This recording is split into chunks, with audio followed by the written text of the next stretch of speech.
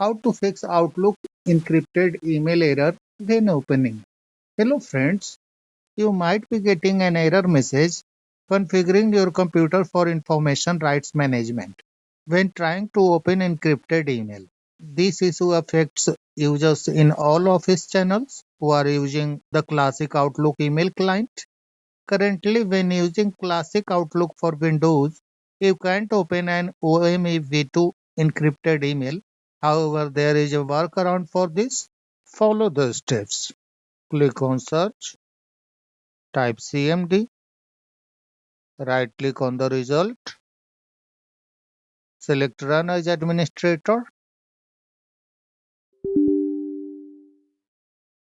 go to the video description. You will find this command in the video description. Copy the command, paste into the command prompt, and press enter. A dialog will appear checking for updates. Follow the on-screen instructions until the update is completed. This will downgrade the classic Microsoft Outlook version. Whenever the issue is fixed, you can again update the Outlook to the current version. That's all friends. Thanks for watching the video.